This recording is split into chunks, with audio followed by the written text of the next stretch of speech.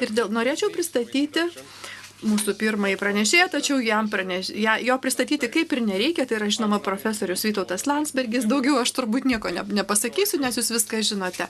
Taigi prašom.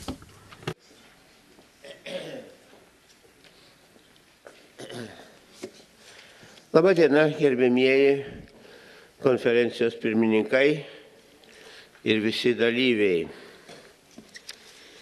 Tema, kurią čia svarstome, jūs svarstėte be manęs, lygi šiol, dabar aš įsijungiu. Ir jau buvau įsijungęs, kai atsiunčiau tam tikrą santrauką savo minčių anglų kalba, kad vis dėlto būtų ir vakar jau tos mintys. Jeigu kas nors jas atsiliepinėjo ar ne, aš tiesiog nebuvau tikras, kaip čia šiandien bus, gal čia Seimo virsmas, gal čia niekam neįdomu, nebebus tos ir konferencijos, džiaugiuosi, kad yra dalyvių, tai galiu kalbėti, bet tas mano angliškas tekstas jau egzistuoja. Tai aš maždaug pagal jį kalbėsiu ir šiek tiek praplėsdamas. Na, pirmiausiai pastabos apie pačią temą. Tema grąžina mus prie Europos civilizacinių pagrindų. Tie pagrindai tai būtų vienas, sakysim, pažangos idėja. Ji yra Europos civilizacijos pagrinde. Turbūt nei Afrikos, nei kokiose kitose civilizacijose taip ji nebuvo išreikšta. Ir ji eina nuo Švento Augustino minčių. Toliau, individualus žmogaus atsakingumas. Žmogus yra asmuo, individas, todėl jam galų gale ir derama pagarba ir apie teisės kalbama ir taip toliau, bet jis yra atsakinga asmenybė. Ta, kaip ir kitus dalykus, suformavo ir įtvirtino krikščionybė. Pirmiausia, Europoje, paskui galima kalbėti apskritai apie vakarų civilizaciją. Ir tas atsakingumas, jisai formavosi ir dar ne visiškai užmirštas yra. Jis yra moralinis atsakingumas, ne todėl, kad karalius nubaus ar sultonas pasodins ant kuolo, bet žmogus yra atsakingas moraliai pagal 10 įstatymų. Pagal 10 Dievo įstatymų, kurios Europos civilizacija paveldėjo iš judėjų. Ir todėl ir kalbama dažnai judėjų krikščioniškoji civilizacija. Ir žinoma, krikščionybės pažadas. Žmonėms patys gavo tą mokymą ir įvairiai traktavo. Tas pažadas, vienas iš pagrindinių pasakymų yra per tiesą į laisvę. Tiesa yra tiesa, o ne daug tiesų. Ką mes girdime ir net šiandien aš jau šiek tiek irgi girdėjau. Tai yra pareiga gyventi teisingai arba kvietimas gyventi teisingai. O ne teisingai, kaip man atrodo. Ne, teisingai. Taip, kas yra teisinga, kas yra nustatyta, kad ir tuose 10 pagrindinių įstatymų. Ir štai iš to ir kyla, ir subręsta, ir tobulėja, arba smunka, ir degraduoja, bet vis tiek iš to yra Europos demokratija. Iš daugybės individų atsakomybės, ne avių būrio, bet iš individų atsakomybės yra ir kolektyvinė bendrijos, bendruomenės, tautos ir valstybės atsakomybė. Štai kokie pagrindai yra ir tiems mūsų svarstymams šitoje konferencijoje. Demokratija reiškia žmonių, tai yra visų, ne tik valdovų, visų žmonių teisę spręsti apie gyvenimą. Bet imant krikščionybės pagrindą, tai pirmiausiai visų žmonių atsakomybė, kas dabar beveik pamirštama arba padėta į antrąją vietą. Žmogaus teisės yra nepaprastai aukštai, o žmogaus atsakomybė kažkur pašaliais. Ir čia viena iš priežasčių, kodėl ši civilizacija smunka ir išsigimsta. Bet kol kas taip jį susiformavo ir tokia buvo istorija. Šioje vadinamoje mūsų civilizacijoje, kuri manė, kad ji yra geriausia. Ir iki šiol tebemano, ir kai kurių kitų civilizacijų suformuotos tautos priima, bent iš dalies, kaip modelį. Tai štai ta istorija, kurią mes turime, istorija jį suvokiama ir aprašoma. Ir mes tos aprašymus jau pradedame vadinti istorija. Tekstai. Žinoma, tekstai, kurie remiasi tekstais, tai čia jau koncepcija fundamentali, tada yra istorija, kai yra šaltiniai rašytiniai, o lygi tol, sakysim, archeologija arba etnografija. Dabar tai jau ginčiama, bet tiek to. Aš tik tai primenu, istorija aprašyta ir tada jau ją suvokiam kaip istoriją. Na ir tada klausimas, ar galės būti kada nors viena istorija? Ar jų bus, taip kaip dabar, daug istorijų? Nes visuomeniniai dariniai, pavyzdžiui, valstybės, aprašo savo istorijas ir tuo pačiu metu daro savo politikas. Jeigu kada nors bus viena humaniška žmonijos politika, utopija, labai didelė, tada, aš manau, galės būti ir sureguliuota viena įvykių istorija. Nes čia yra dar du dalykai. Raidos istorija ir įvykių istorija. Na, kol kas istorija ir politika, aš čia nuo to pradėjau savo tą anglišką santrauką, yra atskirti beveik nerealu. Nors svajojant apie vieningą Europos istoriją, tai mano pirmas ir klausimas, ar tai yra iš viso pasiekiamas dalykas, kadangi taip susijęs su politika, kurioje yra tiek įvairių interesų, skirtingumų ir interpretacijų. Bet ir atskirti istoriją nuo politikos kol kas yra nerealu.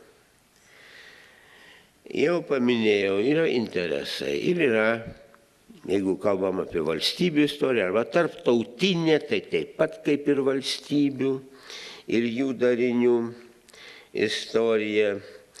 Ten visur dalyvauja interesai.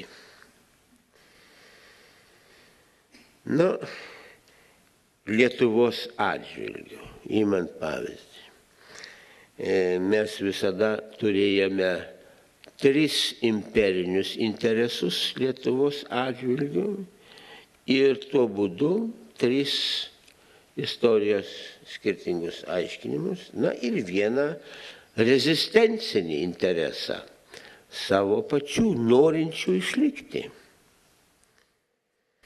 Tarp tų interesų tai žinoma buvo per visą 19 šimtmetį, jeigu ne anksčiau, tai Lietuvos surūsinimas arba ypač jaučiamas rytų Lietuvoje sulenkinimas. Tie procesai užsitęsia lygi dabar. Aš galiu sakyti, net ir tada, kai nebūna valstybių, bet jos arba prisimena, kad buvo, arba projektuoja, kad jos bus, tai yra toks protovalstybinis interesas. Bus dirbama būsimai valstybei. Kaip buvo dirbama būsimai Lenkijos valstybei per XIX amžių, tai ne vien sukilimais, bet ir kultūriškai ir taip pat bandant išlaikyti arba net plečiant įtaką, kultūrinę hegemoniją, tai mes tą žinom iš savo istorijos. Na, įdomu, kad jau Kudirkos įsteigtoje ir dalyvautoje Lietuvos draugijoje Varšuvoje tarp užduočių paskutinėme XIX amžiaus prieš paskutinėme dešimtmetyje atsirado toks klausimas kaip lietuvystės rubežiai. Reiškia, lietuvystė arba lietuvybė, ji egzistuoja ne apskritai, bet tam tikroje geografinėje vietoje. Ir būtų gerai, kad ta vieta neišnyktų, kad ji nebūtų mažinama ir ištrinama. Tai lietuvystės rubežiai taip pat jau buvo pradžia naujosios ir būsimosios Lietuvos valstybės, arba sakyčiau, tokia protovalstybinė politika. Na ir štai ką aš pasakiau apie vieningą Europos istoriją kaip labai vargiai pasiekiama, bet kaip verta diskusijos, kuri čia šiandien ir vakar vyko. Ir taip pat jau aišku, kad pagrindinė problema ir kliūtis į tą vieningą Europos istoriją ir šiandien, ir ateičiai yra nesuderinamumas dviejų vektorių. Tie vektoriai yra, kaip aš jau paminėjau, istorija, bet būtent faktų istorija, ne interpretacijų, nes ten dar yra begalybė klampynių. Faktų istorija, ne interpretacijų arba, kaip sakoma, naratyvų, kaip galima padėstyti apie tai. Ir antrasis vektorius tai yra politika, kuri kuria faktus ir naratyvus. Tai yra, iš to ir matome konferencijos temos pavadinime taip pat du konceptus. Vieninga Europos istorija. Tai istorija ir Europa. Dabar aš noriu truputį pasiaiškinti atskirai. Istorija gali būti suprantama kaip tautų istorija, lietuviškai tai vienas žodis, labai platus.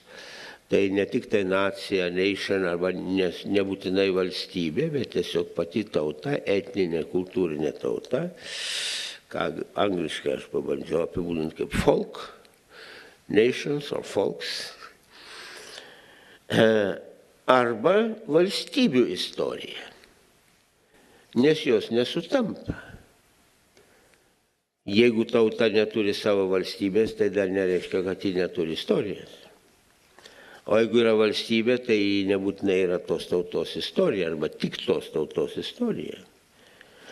Lietuvos istorija buvo daugelio tautų istorija, tik mes patys dar net nesusitvarkom su tuo didumu. Kiek daug istorijų vyko Lietuvoje, kiek daug tautų brendo Lietuvoje, kol pačios tapo valstybėmis. Taigi, imant valstybių istoriją, pagrindinė mąstymo, suvokimo kryptis ir taip pat veiksmo kai yra veikiama, deja pagrindinis dalykas buvo teritorializmas. Čia aš bandau tokį žodį pradėti vartoti. Mąstymas teritoriškai, teritorijomis. Jeigu valstybė, tai svarbiausia teritorija. Aš taip nemanau, bet labai daug kas taip mano ir iki šiol. Ir kai kurie taip mano, kad pasiryžę geriau išnaikinti masę žmonių, bet kad nė truputėlio nepasikeistų teritorija. Na ir tikrai galime matyti istorijos rašymuose ir vertinimuose, kad jeigu kur nors netenkama teritorijos, kaip pavyzdžiui, Prancūzija neteko Elzaso, paskui Vokietija neteko Elzaso, paskui vėl Prancūzija neteko Elzaso, vėl Vokietija neteko Elzaso, jau su Antrojo pasauliniu karu. Tai kiekvieną kartą yra didžiulis skausmas, labai skausmingas praradimas, būtent teritorijos gabalas. Ten svarbi teritorija, bet sakau, kai kur kitur ir dėl kilometro kyla karai. Arba dėl 4 akmenų Japonų jūroje iki šiol negali būti sudaryta taikos sutartis tarp Rusijos ir Japonijos. Matot, kokia svarba yra tų 4 akmenų. O dabar, ko gero, dėl vieno akmens, gal kiek didesnio, vos nesusirovė ir nepradėjo kariauti Kinija su Japonija. Jeigu kas nors šiek tiek paskatins, jeigu reikės tokio karo, tai jis gali ir įvykti. Štai teritorializmas. Teritorijos netekimas skaudžiausias yra pralaimėjimas. Galima mokėti reparacijas, galima tapti ten, nežinau kuo, satelitų kolonija, bet teritorija, jeigu lieka ta pati, tai ne tai baisu. Čia yra toks mąstymo nuokrypis. Na, o kitas dalykas, įgijimai teritorijų, jie visada eina kartu su pergalėmis ir karo pergalėmis. Tai yra užkariavimai. Na ir šiandien mes tą vadiname ekspansionizmu. Ekspansija, ekspansionizmu, kai valstybės plečiasi, prisijungdamos neturėtas lygi tol teritorijas. Na ir tas tikslas ekspansionistinės valstybės, jeigu yra stipresnė už kaimynus ir atiminėja jų žemės, arba net ir ištisai, tai turi tikslą įjungti,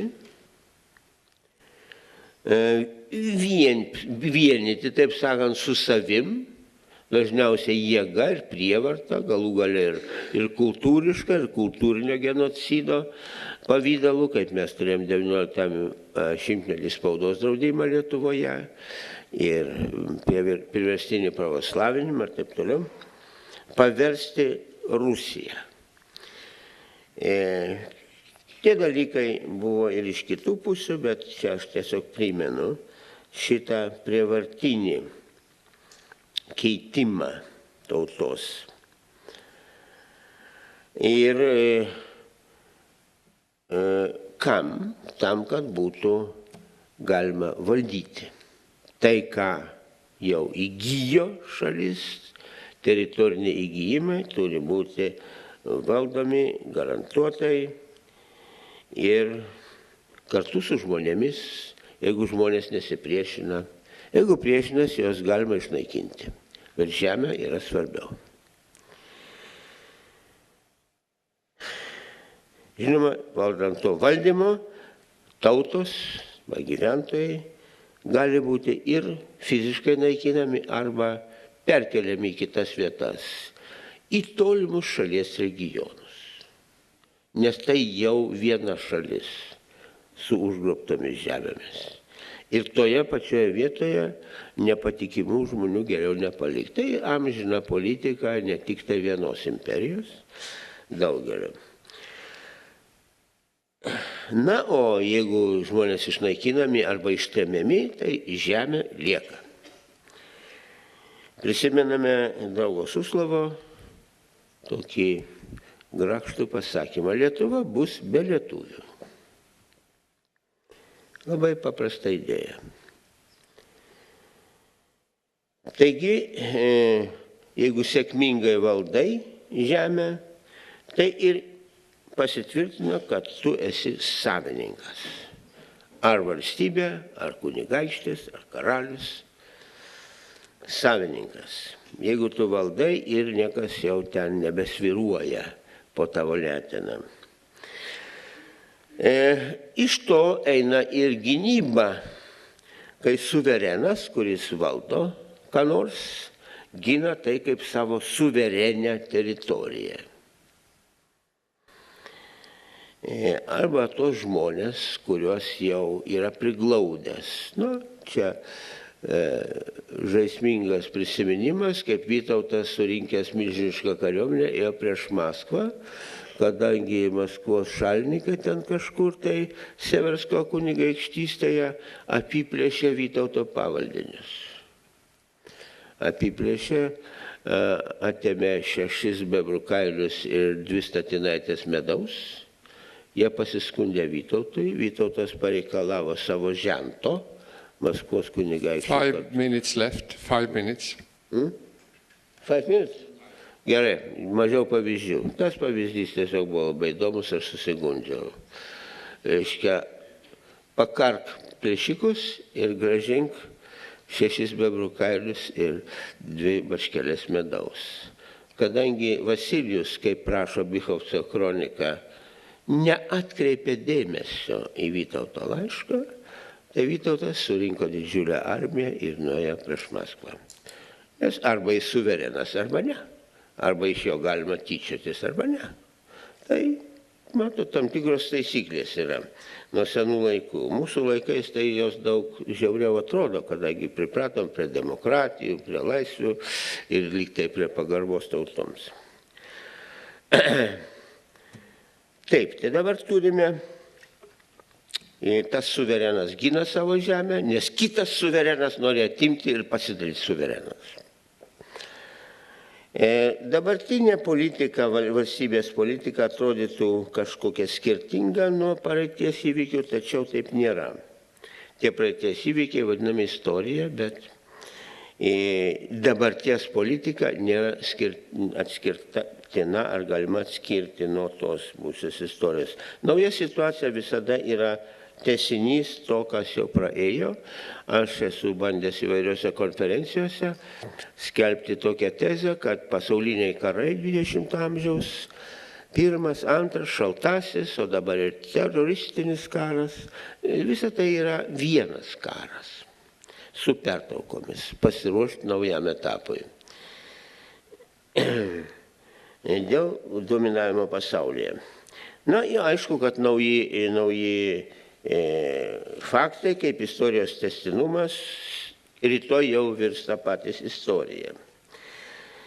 Bet, reiškia, politika visada eina savo keliu ir naudojasi istoriją, ir kiekviena politika naudoja savo istoriją savo reikalams. Ir kadangi tie tikslai skirtingų politikų yra nesuderinami, tai tikrai sunku įsivaizduoti vieną politiką, nes jį naudojama istorija naudojama kaip politikos priemonė. Nu, pavyzdžiui, čia dar vienas pavyzdėlis, kai prezidentas Putinas įsakė perrašyti visas istorijos knygas mokiniams ir studentams, kad juose nebūtų jokių Rusijos istorinių pralaimėjimų, o jo labiau piktadarybių. Kad viskas būtų, žinot, kaip kilnioji markiza nori. Tai dabar Europos istorija, tai paimkim dabar tą žodį, Europą. Yra daug Europų, bet mums konceptualiai svarbu dvi prasmės. Tai yra geografinė istorija ir kultūros istorija. Istorija, kurią nusako tam tikrą kultūrą. ir todėl vieninga istorija Europos būtų lengviau pasiekiama deja be Rusijos, kol ji nėra ir netaps demokratija su humanistiniais dalykų matavimais, o ne valdymo tik tai. Na ir todėl pagal politinę kultūrą Vladimiro Putino valdoma Rusija stovi atskirai ir net nedraugiškai Europos atžvilgiu, kaip demokratijų susivienijimo atžvilgiu. Čia aš ne tiek kritiškai noriu kalbėti, bet tiesiog apie vertybės. Vertybinį požiūrį imu patį geriausiai žinomą pavyzdį.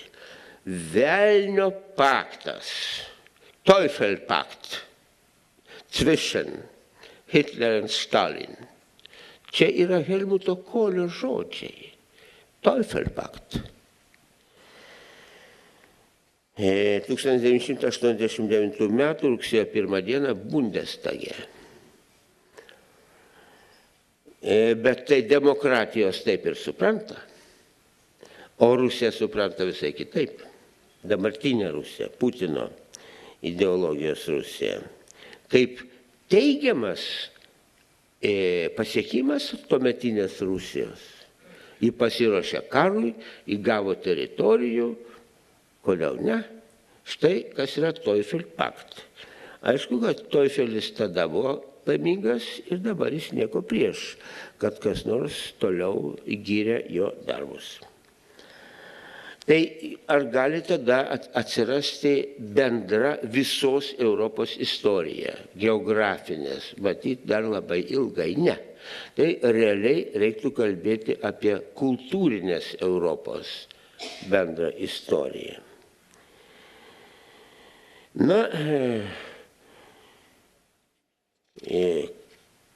kadangi ir istorija, vieniems tas gėdingas paktas yra Europos istorijos dalis, kitiems tai yra ne istorija, o isterija. Negali būti jokio vertinimo tolygaus, nes mūsų tironija buvo geresnė. Nu, čia net nėra su kuo ginčytis, bet tik tai konstatuoju faktą. Ir dabar pereinu į kitą aspektą, kad bendra istorija Europos daug labiau įmanoma, jeigu mes imame ne valstybių su jų interesais, bet tautų istoriją. Jeigu mes galėtumėm ištirti ir rodyti plėtrą ir pažangą, raidą kultūroje, kur įeina ir ryšiai, komunikacijos, ir pasikeitimas idėjomis, žinoma, ir kitomis gerybėmis, kuriomis prekiaujame. Tai tokia bendra istorija turbūt daug lengviau būtų ir rašoma, ir patraukliau atrodytų, paliekant kol kas tas vargšės valstybės su jų 100 skirtingų istorijų. Mes galėtumėm dirbti ir ištobulinti, aprašyti visus tos kultūros plėtros reiškinius ir būtent tuo džiaugtis ir matyti bendrą vaizdą, o ne tik tai pasididžiavimą arba pažeminimą, kas būna karų rezultatas ir karų dėl žemių. Štai toks kampas, man atrodo, būtų rekomenduotinas.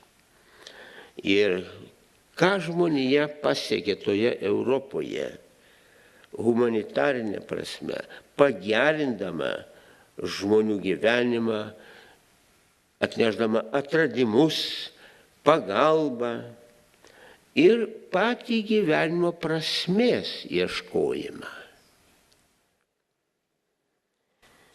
čia netaip svarbu, kas buvo pirmas, ką išradęs, ar kokią gyvenimo prasmės koncepciją pasiūlęs, bet jos atsiranda.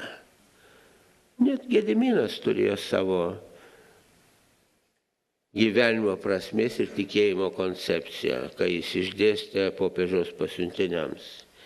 Buvo pats moderniausias tuo metu Europos valdovas, bet nėra kur plėstis. Tai kas buvo pirmas yra netaip svarbu ir juo labiau tai nereiškia, kad kas nors ten pirmesnis, tai ir geresnis ir gaunantis teisių valdyti silpnesnius arba nesuspėjančius. Kaip Marksas sakė, štai yra atsiliekantis, ten visokie lenkai, kitokios tautos, tai jie neverti net gyventi, nes kapitalizmas eina pirmin ir tie, kurie atsilieka, jie pasmerkti. Na, mes taip, ačiū Dievui, negalvojam, bet tokių minčių būdavo.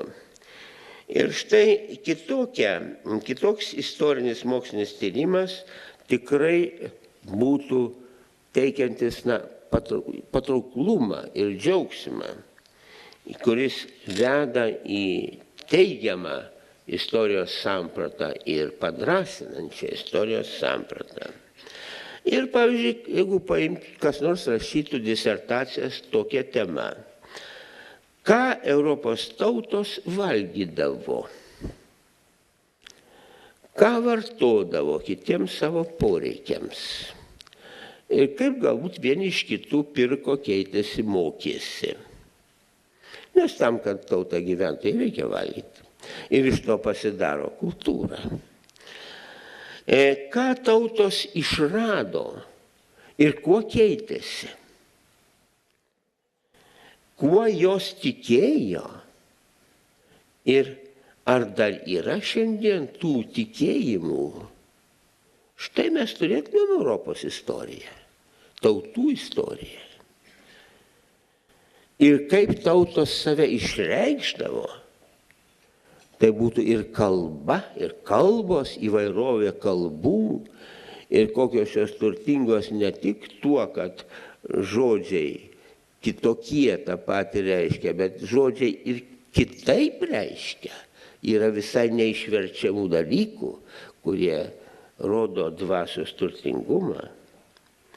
Tai štai vien jau kalbos ir kalbų kūryba, o visos kitos kūrybos, meno, technologijų, idėjų kūryba ir idėjų istorija.